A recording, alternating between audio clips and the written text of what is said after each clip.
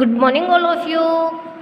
हिंदी व्याकरण में हमने फर्स्ट टू फिफ्थ चैप्टर पढ़ लिए हैं। क्या कर लिए हैं? फर्स्ट टू फिफ्थ चैप्टर को अच्छे से पढ़ लिए हैं। आज हम क्या करेंगे? इसको रिवाइज करेंगे। इन चैप्टरों को क्या करेंगे? इन चैप्टरों को वापस रिवाइज करेंगे।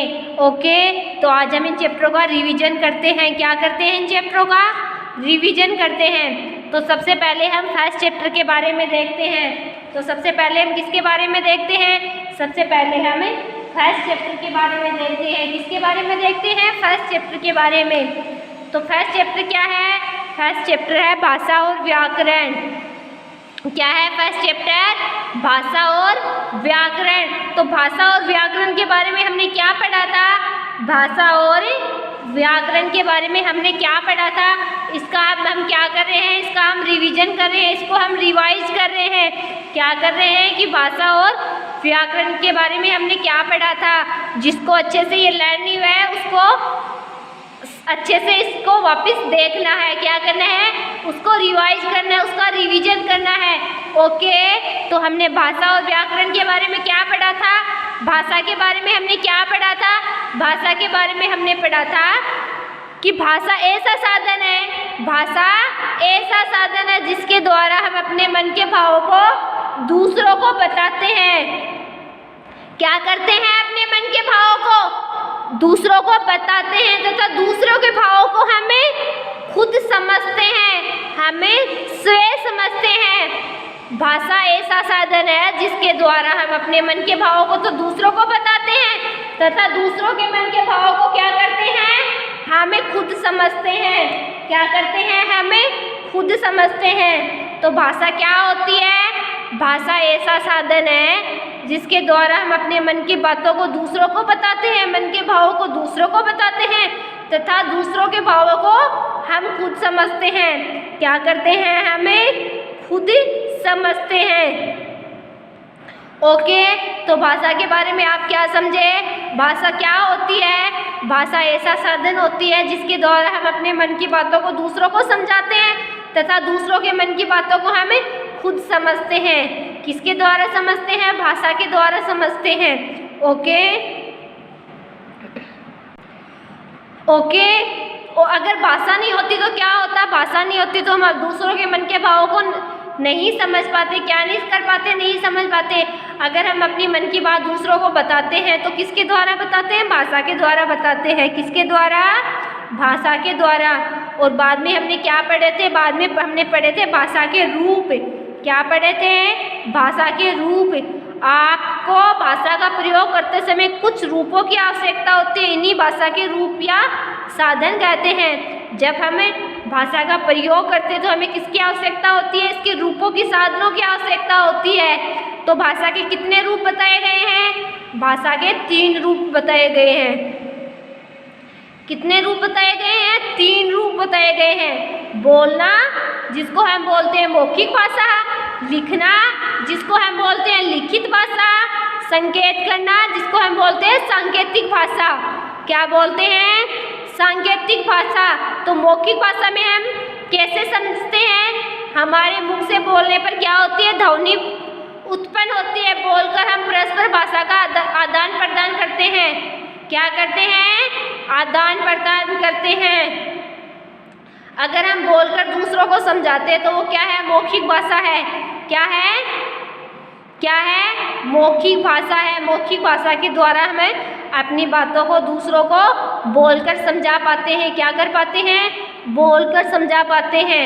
ओके, नेक्स्ट क्या है? लिखित भाषा।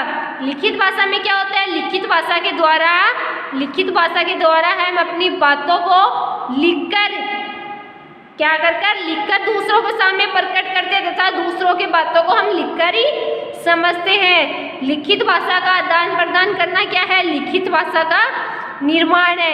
क्या है? लिखित भाषा का निर्माण है। ओके, तो नेक्स्ट भाषा कौन सी है? सांकेतिक भाषा। संकेत करना, हम क्या करते हैं? कभी दूसरों को क्या करते हैं? संकेत के द्वारा समझाते हैं। क्या करते हैं? संकेत के द्वारा समझाते हैं। क्या करते हैं? संकेत के द्वारा समझाते हैं। संकेत के द्वारा भी हम अपनी भाषा का आदान प्रदान करते हैं। क्या करते हैं? भाषा का आदान प्रदान करते हैं। जैसे जब ट्रेन आती है तो हम एक झंडे के द्वारा क्या समझाते हैं कि ट्रेन के बारे में समझाते हैं, संकेत के द्वारा समझाते हैं। इसको क्या कहते हैं? इसको सांकेतिक भाषा कहते हैं। क्या कहते हैं? संकेत के द्वारा समझाना क्या है? सांकेतिक भाषा है। ओके, ये हमने पहले भी पढ़ा है। आज हम क्या कर रहे हैं? इसको रिवाइज कर रहे हैं। क्या कर रहे हैं? रिवाइज कर रहे हैं। बाद में हमने किसके बारे में पढ़ा था? लिपि के बारे में पढ़ा था। किसके बारे में पढ़ा था? लिपि के बारे में। भाषा के लिखने के तरीके अथवा विधि को क्या कहते हैं? लिपि कहते हैं। भाषा के लिखने के तरीके अथवा विधि को लिपि कहते हैं। प्रत्येक भाषा की अपनी क्या होती है? लिपि होती है। क्या होती है? लिपि होती है। लिपि किसको कहते हैं? भाषा के लिखने के तरीके को ही लिपि कहते हैं। क्या कहते हैं? लिपि कहते हैं। हमने ये लिपि के बारे में पहले भी हम पढ़ चुके हैं। आज हम इसका रिवीजन कर रहे हैं। व्याकरण क्या है? अब हम पढ़ेंगे व्याकरण के बारे में। किसके बारे में पढ़ेंगे? व्याकरण के बारे में कि व्याकरण क्या है। व्याकरण वह ज्ञान शास्त्र है। व्याकरण क्या है? व्याकरण वह ज्ञान शास्त्र है जो हमें भाषा को शुद्ध रूप से बोलना, शुद्ध रूप से पढ़ना, शुद्ध रूप से लिखने के नियमों को सिखाता है। लिखने के नियमों को क्या करता है? सिखाता है। व्याकरण के बारे में हमने क्या पढ़ा है?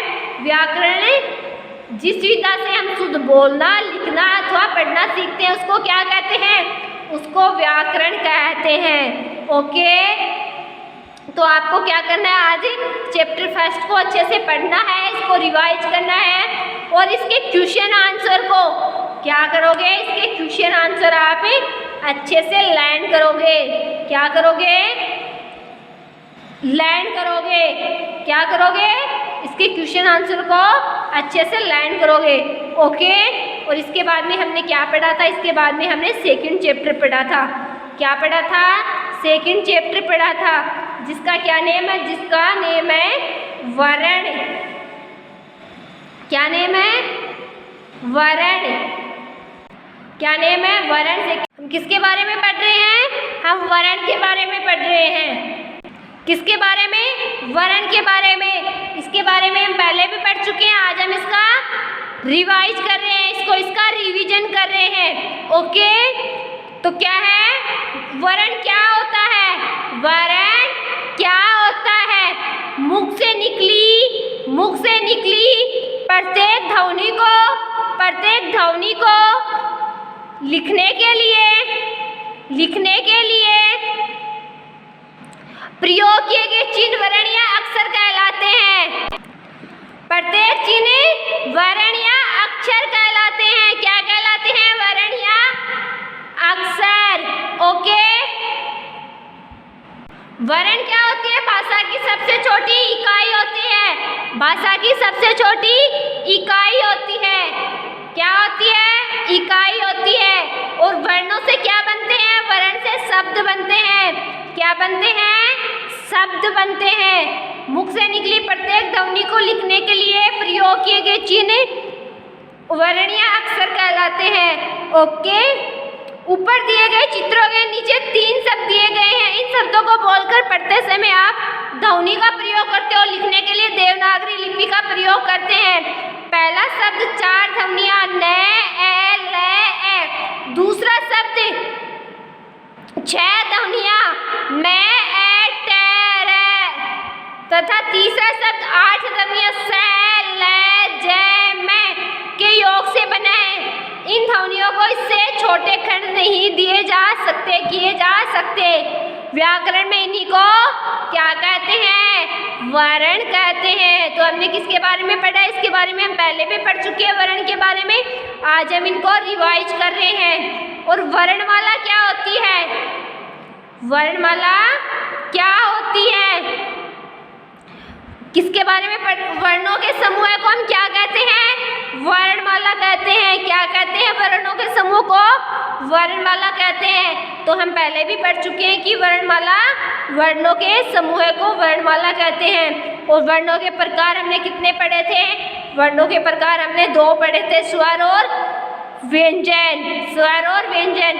इनमें से स्वर कितने होते हैं? स्वर 11 होते हैं और व्यंजन 33 होते हैं। स्वर 11 होते हैं और व्यंजन 33 होते हैं। ओके, तो हमने किसके बारे में पढ़ा? स्वर और व्यंजन के बारे में पढ़ा। इसके बाद ओके, और व्यंजन में क्या जुड़ा हुआ होता है? व्यंजन में ए जुड़ा हुआ होता है। क्या जुड़ा हुआ होता है? ए। जैसे हम कै को बोलते हैं कै, तो उसमें क्या जुड़ा होता है? ए जुड़ा होता है। व्यंजन वर्ण सदैव स्वर वर्णों के सहयोग से बोले जाते हैं। सामान्य अवस्था में प्रत्येक व्यंजन के साथ ए जुड़ा होता है। क्या जुड़ा होता है? ए जुड़ा होता है।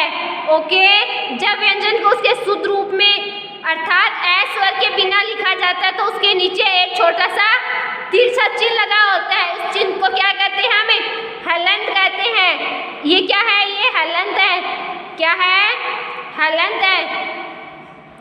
जब ये बिना ए के लिखा हुआ होता है तो ये क्या लगता है? इसके नीचे हलंत लगता है। क्या लगता है? हलंत लगता है। ये हम पहले भी पढ़ चुके हैं। ओके, तो आपको क्या करना है? आपको इसको वापस रिवाइज करना है, इसका रिवीजन करना है। तो आज आप क्या करोगे? फर्स्ट सेकंड चैप्टर को अच्छे से रिवाइज करोगे। ओके, अच्छे से इसका रिवीजन करोगे, इसको वापस अच्छे से पढ़ोगे और इन दोनों चैप्टरों के क्वेश्चन आंसर को आप अच्छे से लर्न करोगे। क्या करोगे? इनको अच्छे से लर्न करोगे। ओके, तो आज आप क्या करोगे? फर्स्ट और सेकंड चैप्टर को अच्छे से रिवाइज करोगे। क्या करोगे? अच्छे से रिवाइज करोगे। ओके, इनको अच्छे से पढ़ोगे। ओके बच्चों, ओके बच्चों, ओके बच्चों, आज के लिए इतना ही काफ़ी है। आज आपको इन 2 चैप्टरों को रिवाइज करना है। कल हम नया चैप्टर पढ़ेंगे। ओके ओके, थैंक यू बच्चों।